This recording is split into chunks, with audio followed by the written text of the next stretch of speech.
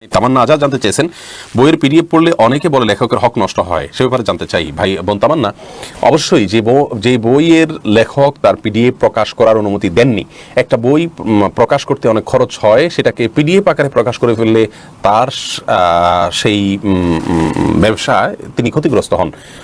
অতএব আমার কোনো জিনিস আমার অনুমতি ছাড়া আপনার ব্যবহার করা যেরকম নাজায়েজ হবে, এটাও এরকম নাজায়েজ হবে, কোনো অবস্থাতেই জায়েজ হবে না। হ্যাঁ, পিডিএফ যদি সংশ্লিষ্ট কর্তৃপক্ষই উন্মুক্ত করে দেন বা তারা অনুমতি দিয়ে দেন, তাহলে এটি ব্যবহার করাতে কোনো অসুবিধা নেই। যেমন রমাদান প্ল্যানারটি আমরা ইনশাআল্লাহ আগামীকালকেই উন্মুক্ত করে দেবো আশা করছি।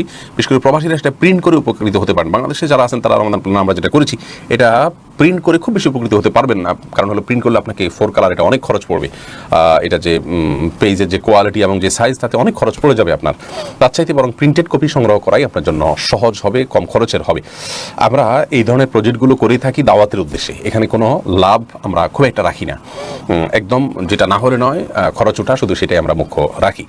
যারা পাইকারি নিয়ে থাকেন তারা আমাদের কাছ থেকে বেশি ব্যবসা করে থাকেন। তো আমাদেরটা পিডিএফ আপনি ব্যবহার করতে পারেন, যেহেতু আমাদেরটা অনুমতি আছে, আমরা নিজেরাই উন্মুক্ত করে দিই, কিন্তু অন্য যারা অনুমতি দেন না তাদের ব্যবহার করা জায়েজ হবে না। এমডি বেলাল খান জানতে চেয়েছেন, আমার ওয়াইফ রোজা নামাজ করে না, আমি বাধ্য হয়ে করাতে পারছি না, এখন আমার করণীয় কি? আপনি আপনার সাধ্যের শেষটুকু চেষ্টা করবেন, প্রয়োজনে আলটিমেটাম দিবেন, আপনি অভিমানে যাবেন, আলটিমেটাম অভিমান দিয়ে আপনি তাকে সলাতের দিকে আনবেন। এরপরেও যদি কোনোভাবে সে আপনার সাথে চালাকি করে, ছলছাতুরি করে, তাহলে সেক্ষেত্রে তার দায়িত্ব আপনার নাই। এমনি সাইফুর রহমান তালুকদার জানতেছেন, কাবিননামা না করে বিবাহ করে বিবাহ জায়েজ হবে? উত্তর দিয়েছি জায়েজ হবে।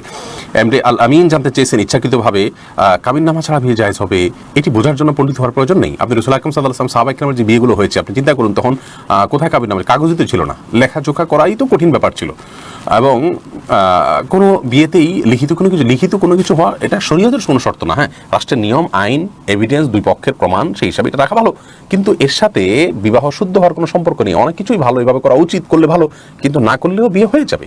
কেউ না করলে তাকে আপনি বিবাহ হয় নাই বা আপনার হারাম সম্পর্কে জড়িত হয়েছেন এরকম যদি আপনি বলেন, তাহলে আপনি কবিরা গুনাহে লিপ্ত হবেন। আজকাল শরীয়তের বিষয়গুলোকে আমরা তামাশায় পরিণত করে ফেলেছি। কোনো ব্যক্তির অন্ধভক্ত হয়ে বা অন্ধশত্রু হয়ে আমরা এমন অনেক কাজ করে ফেলছি যেগুলো এখন আমাদের ঈমান নষ্ট হয়ে যাচ্ছে।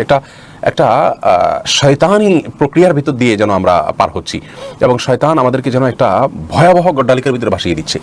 কেউ অন্ধভক্ত হয়ে বা অতিরিক্ত ভক্তি করে, কেউ অতিরিক্ত শত্রুতা করে আমরা মিথ্যা ছড়াছড়ি এবং আপনার এমন কথা মন্তব্য আমরা করছি, যার কারণে আল্লাহর কাছে আমাদের অনেক কঠিন জবাবদিহিতার মুখোমুখি হতে হবে। আল্লাহ তাআলা আমাদেরকে হেফাজত করুন। এমডি আলামিন জানতেছেন, ইচ্ছাকৃতভাবে নিয়মিত জামাতে নামাজ আদায় না করার জন্য ইসলামের শরীয়তে কি কি শাস্তির বিধান রয়েছে? ইচ্ছাকৃতভাবে নিয়মিত জামাতে নামাজ আদায় না করার কারণে ইসলামের শরীয়তে আপনার এক তো হলো যে অনেক উলামার মতে তার ঈমান থেকেই সে খারিজ হয়ে যাবে। নবী সাল্লাল্লাহু আলাইহি ওয়াসাল্লাম বলেছেন যে বাইনার রাজুলি ওয়াশ শিরকি ওয়াল কুফরি তারকুস সালাহ, একজন ব্যক্তির মাঝে শিরক এবং কুফরির মধ্যে পার্থক্যই হলো সালাত ত্যাগ। অতএব যে ব্যক্তি ইচ্ছাকৃতভাবে সালাত ত্যাগ করে, কোন হাদিসে ফাকাদ কাফারা, সে কাফের হয়ে গেল বা কুফরি করলো। এই জন্য অনেক উলামা ইকরাম বলেছেন, ইচ্ছাকৃতভাবে সালাত ত্যাগ করলে সে ঈমান থেকে খারিজ হয়ে যায়। যদিও বিশুদ্ধ মত আমার কাছে যেটি মনে হয় তা হলো, ইচ্ছাকৃত যদি কেউ সালাত ত্যাগ করেন তিনি কাফের হন না, কিন্তু কুফরি করেন, এবং এটা একজন অস্বীকৃতির মতো অত্যন্ত ভয়াবহ জঘন্য অপরাধ। কতটা জঘন্য!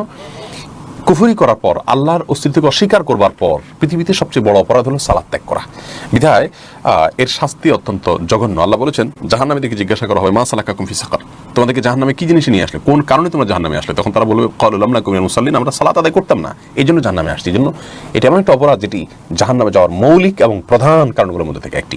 আল্লাহ তাআলা আমাদেরকে ইচ্ছাকৃত সালাত ত্যাগ করার ভয়াবহ অপরাধ থেকে আমাদেরকে বেঁচে থাকার তৌফিক দান করুন।